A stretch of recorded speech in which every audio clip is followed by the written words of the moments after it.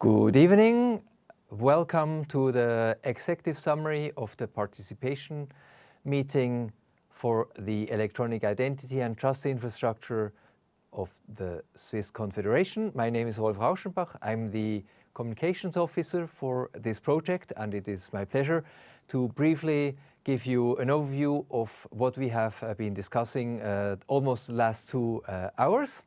I will try to be brief. It's already Friday evening, but nevertheless, I would like to allow also the international community or the English-speaking community to have an idea of what is going on in the Swiss space on e-ID and swiyu. If you prefer the presentation in French or German, you can go to GitHub and find it there. The agenda overall, I will give you a brief update on the legislation and also on the public beta, our test environment. Then I will just mention we've had an interesting presentation on use cases from the financial sector, also a presentation on what were the driving forces for the success in Estonia and Ukraine in particular. And finally, I will give you a brief introduction on our work on accessibility for the swiyu ecosystem. You might have realized that today we are streaming not via WebEx as usually, but via YouTube. This is because we've had in the recent past a number of glitches, and we hope that we will be able to provide you a better experience, at least in terms of sound and image. However, we are aware of the fact that this reduces your ability to directly intervene and participate. Let's see what is the best approach in that respect. If you have questions, please go first to all the resources which are already available on our website, in our YouTube channel, and on GitHub. Otherwise, feel free to ask your questions. They are my colleagues who are taking care of the chat, which today is via Slido. You will find the link in the YouTube description down below. Okay. Also, I would like to reiterate that you're very much welcome to participate in our using testing tester pool. The link shown on the screen will get you on a form where you can inscribe yourself for this program. And we hope very much that you will join, or some of you at least. And with that, I'm getting already to the first agenda item on legislation. Here, there are 2 topics I would like to mention. As presented already in the past, we've had a consultation on the ordinance of for the Electronic Identity Act. This consultation process ended in October. We have received overall 79 responses. They are now published by the Federal Chancellery. You have the link here. There were also some additional comments submitted and are available on GitHub. We are now in the process of analyzing all these feedbacks to the initial draft of the ordinance, and we'll get back to you on that topic as soon as we are ready.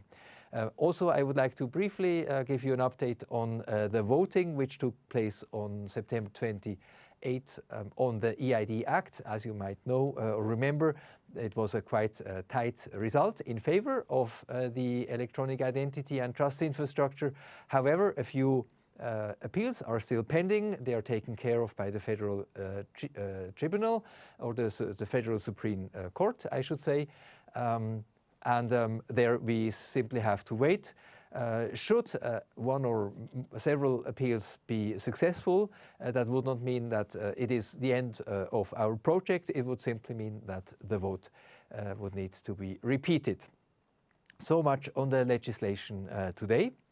Now on public beta, you know, public beta is our test environment where we have basically all the elements that are required for our e-ID and trust infrastructure. They're already online in a beta status. As you see here on the statistics, this infrastructure is used quite substantially. The big uptake just recently was in the context of the vote, where obviously many citizens were curious what they are actually voting about.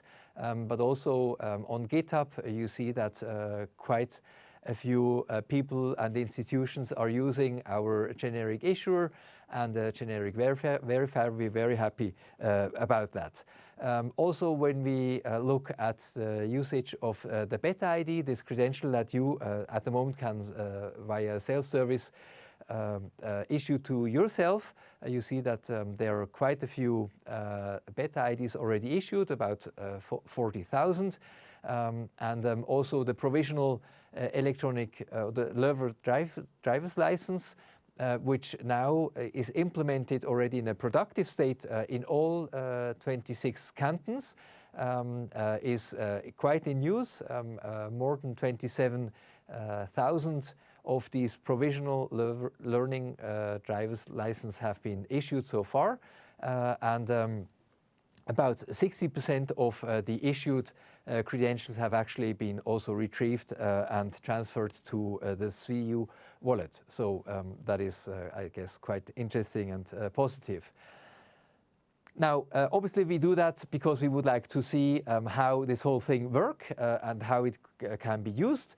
You have here a number of use cases which are public and they are documented on our web page, eid.admin.ch. Also on GitHub, you find more information on these use cases. And obviously, you're more than welcome to also let us know if you are working with the generic issuer or verifier or have done your own stack and your own use case. We would be very curious to know what your experience is and share it with the wider public. In addition to that, I would simply like to give you also a brief update on the Swiss profiles. You know, our tech stack is obviously, as in any case, rather complex. It involves a number of different standards, protocols, formats, and so on. And some of these standards and protocols are still being updated on a quite regular basis. We are not updating our stuff all the time because we are still in a test phase, and we have decided to regroup some of these standards and formats into a Swiss Profile Trust, a Swiss Profile on VC, and so on, to somehow simplify and make the whole thing a little bit more predictable for the users, meaning issuers and verifiers. And obviously, all these things will be always updated also on our GitHub page. And in the same vein, I can just inform you that there are a number of releases that are coming. I'm not going to go into all the details. You can have a look at it yourself, or even better, go directly to swiyu to get all the nitty-gritty. But we are mindful of the fact that public beta is beta. It is evolving, and you, who is as issuer or verifier, need to know this. And we really recommend to you to subscribe either directly on GitHub to these repositories or to install the RSS feeds so that you are always on top of the game. With that, I would like to close the topic on public beta. Then we've had a quite extensive presentation by a number of people who have come together in the context of the open banking project, where they have been in the last year or so working on how to use swiyu and the trust infrastructure in the financial sector, in particular in the context of banking, onboarding, but also other use cases. I am not able to summarize all this. Have a look at the slides. Maybe if you are a little bit comfortable with German, it might be very interesting to see what the financial sector here in Switzerland is planning, or at least some banks and some people representing these banks and also other service providers. But I think it's Overall, my takeaway from this presentation was that e-ID and swiyu definitely can contribute to further digitization and modernization of the financial sector. It's a lot of work, but also quite some nice opportunities. And we are very happy to see that the industry is responding to this offer, and obviously we will accompany them also in the future to be successful, because obviously the e-ID and the trust infrastructure is not something only for the government, it is something for all Switzerland, also for the industries and the private sector. To get a little bit more inspiration on what can be achieved with such an infrastructure, we've had Luca Silves from Estonia talking about lessons learned when it comes to e-ID, trust infrastructures and so on in Estonia and Ukraine. His presentation was actually in English, so if you would like to go back to the stream, please have a look. It was very interesting to hear from him what in these countries, but also in some other European countries, driving forces were for success, or also for not a big adoption rate. Definitely things we have to look into even more here in Switzerland. Yes, so that was the presentation from Lucas in English.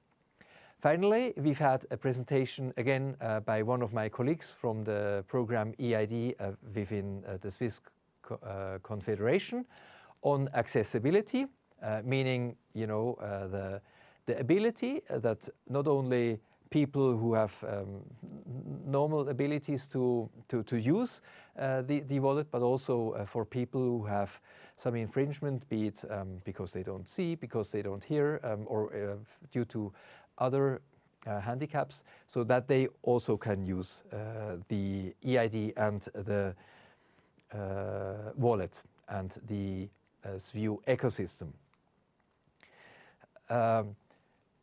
In the beginning, he simply laid out that actually from a legal point of view, there are quite a lot of different legal sources which oblige us actually to comply also with accessibility.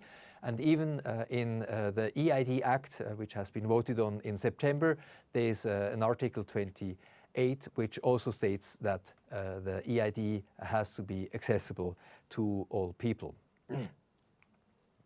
But it is not only a legal obligation, we believe also that it is a social responsibility to be accessible to everybody, and we are very much committed to fulfill this obligation and to live up to this social responsibility.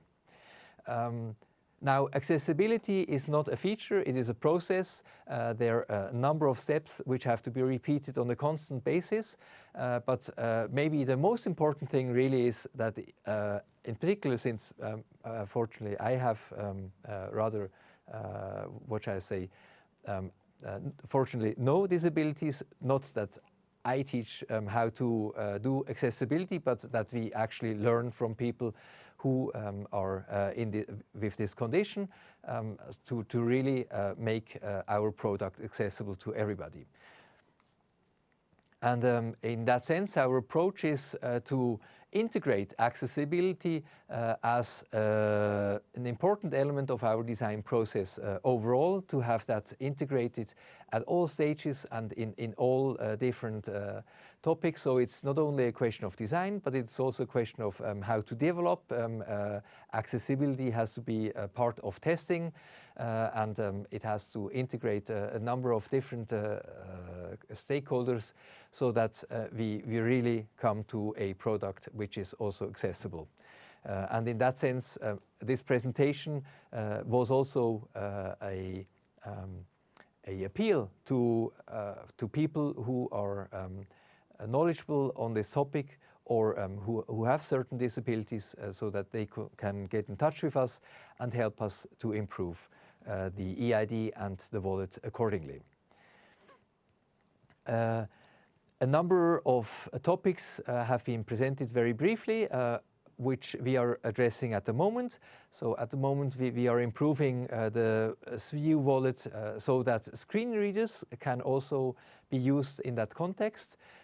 Also that the wallet is compatible with keyboard navigation, that it is possible to enlarge the text, and that the wallet can be used also in landscape format.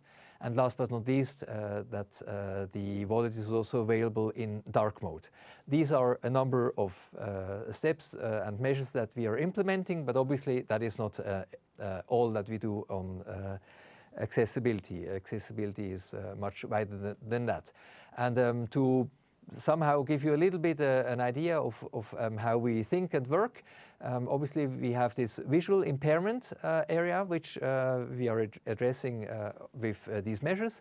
Then we have the hearing impairment, motor impairment, and other impairments more in the cognitive and neurological area. As the main areas of impairments, this is simplification.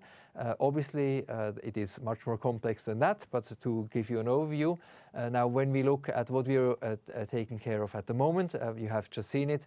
It is mainly in the area of visual impairment and motor impairment. In the next step, we will also address sound and haptics, voice control and switch control. The easy language part is something that we are also starting to look at, but obviously there is still a lot of stuff to be done. And some of the current challenges that we are facing is the whole test management. Testing accessibility is not trivial, and yeah, we're working on that. Then another topic which is really important is the whole scanning, the scanning of QR codes, the scanning of identification documents, for example, when onboarding. And another challenge is to find people who actually can test our product so that we can improve it. And in that sense, I really would like to invite you to get in touch with you if you are a test person who could help us on that, or if you know somebody who could be a test person. Thank you so much. And with this, I have already made a run through today's participation meeting. I am afraid that today it will not be possible to take questions directly from you. I guess if there were questions, they were taken care of in the chat. And with this, I would like to finalize with the announcement of the next participation meeting, which will take place on Friday, exceptionally Friday, the 27th of February. It will be a hybrid participation meeting, meaning that people who would like to join us in place, they can come to the Federal Office of Information and Telecommunications, Oberzollikofen, Bern. However, people who cannot join physically are more than happy to participate online via stream. You can already now inscribe yourself or register yourself to this participation meeting. Registration is only necessary if you would like to come physically to Bern. People who would like to participate online do not need to register. And with this, I would like to thank you for your attention, for being here today. I would like to wish you happy holidays and happy new year, and I'm looking forward to seeing or even meeting you next year in February on Friday the 27th at our next participation meeting. Thank you so much and all the best.